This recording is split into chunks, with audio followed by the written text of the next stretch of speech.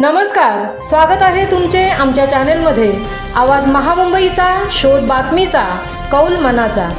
चला तर मग आमचे चॅनल शेअर करा, लाईक करा आणि सबस्क्राइब करा। धन्यवाद। नगराध्यक्षपदाच्या उमेदवार नंदा म्हात्रे यांनी घेतली पत्रकार परिषद। देवाभाऊ पेंडला येत आहे तर येताना प्रश्नांची उत्तरे घेऊन या। सत्ताधाऱ्यांवर साधला निशाणा। पेंड नगरपालिकेतील कामांचा वाचला पाढा। आवाज महामुंबईच्या चॅनलसाठी विनायक पाटील सह तृप्ती भोईर, पेंड। हे बोलताना तुम्ही बोलताय आणि करताय। शहरामध्ये जो विकास तुम्ही दिलेला आहे त्याच तलावांचं सुशोभीकरण पुन्हा पुन्हा होत आहे। कोट्यावधीचा भ्रष्टाचार तिथे झालेला आहे। तुम्ही म्हणता की शहरामध्ये आम्ही वेगवेगळ्या समुदायांच्या नेत्यांचे अथवा प्रेरणास्थानाचे स्मारक बनवणार। एटी पाटील साहेब अग्री समाजाचे इतके मोठे नेते ज्यांचं तुम्ही तिथे स्मारक चौक बनवलं, त्याचं नाव दिलं, रात्री ते चौक तुम्ही उद्ध्वस्त केलं। फक्त निवडणुकीपुरतं आश्वासन द्यायचे, चौक बनवायचे, काम झाल्यानंतर ते उद्ध्वस्त करायचं। अशा पद्धतीचे स्मारक तुम्ही करणार आहात का? हा माझा प्रश्न आहे। त्याचबरोबर युवकांसाठी अभ्यासिका म्हटलेलं आहे। इथे जवळच अभ्यासिका आहे, पत्रकार बंधू पाहू शकतात। त्या मुलांना अत्यंत दुर्गंधी असलेल्या ठिकाणी अभ्यास करावा लागत होता।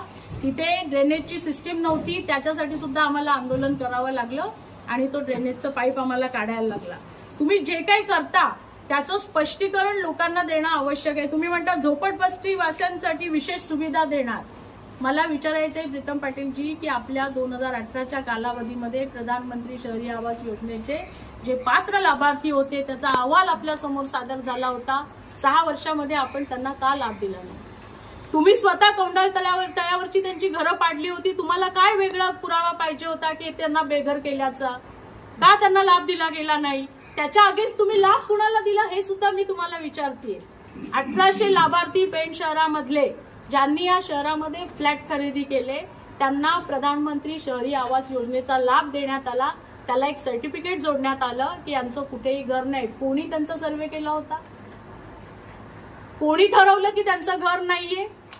म्हणजे ज्या शहरातल्या मतदारांना, गोरगरीब वंचितांना लाभ द्यायचा होता तो तुम्ही बाहेरच्या लोकांना दिला। ही परिस्थिती आहे। त्याच्यामुळे दोघांनाही मला एवढंच सांगायचंय की दोघांनाही संधी मिळालेली आहे काम करण्याची पूर्णपणे, पण त्या काळामध्ये तुम्ही फक्त आणि फक्त तुमच्या कुटुंबियांचा विकास केला। आरडी कन्स्ट्रक्शन कोण आहे? आमदारांची कंपनी। हर्षा कन्स्ट्रक्शन कोण आहे? त्यातल्याच नगरसेवकांची कंपनी। एजे इंजिनिअरिंग कोण आहे? ज्यांनी हे सगळे सिमेंट कॉन्क्रीटचे रस्ते केले सगळं घरामध्ये। मला देवाभाऊंना हा प्रश्न विचारायचा आहे की नक्की कशासाठी तुम्हाला सत्ता हवी आहे? हे कुटुंबीय पोषण्यासाठी हवी आहे का या शहराच्या नागरिकांना विकास करून घेण्यासाठी हवंय? याचं उत्तर सुद्धा देवाभाऊंनी दिलं पाहिजे। आपण ज्यांच्यासाठी मतं मागताय त्यांनी या शहराला कसं भकास करून ठेवलेलं आहे हे देवाभाऊ आधी समजून घ्या आणि मगच इथे येऊन त्यांच्यासाठी मतं मागा। एवढंच मी या निमित्ताने सांगतेय आणि पेंडकरांना आवाहन करतेय की आपल्या संघर्षामध्ये उभा असणारी व्यक्ती असेल, या पेंड शहराच्या विकास आराखड्यामध्ये इथल्या नागरिकांचा सहभाग असला पाहिजे अशा मानसिकतेची व्यक्ती असेल तिलाच आपण आपलं बहुमोल मत द्या।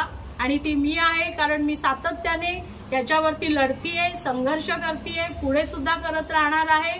तर हे सगळे प्रश्न जे मी मांडले त्याचे माझ्याकडे सगळे कागदपत्र आहेत।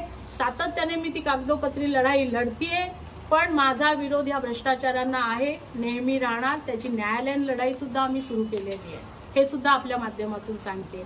येणारा काळ हा अपहार करणाऱ्यांवर गुन्हे दाखल करण्याचा काळ असेल। न्यायालयासमोर यांना कशा पद्धतीने उघडं पाडता येईल याची सगळी आम्ही तयारी सुरू केलेली आहे। तशा नोटीस सीओना दिलेल्या आहेत, संबंधित ठेकेदारांना दिलेल्या आहेत आणि ती कामं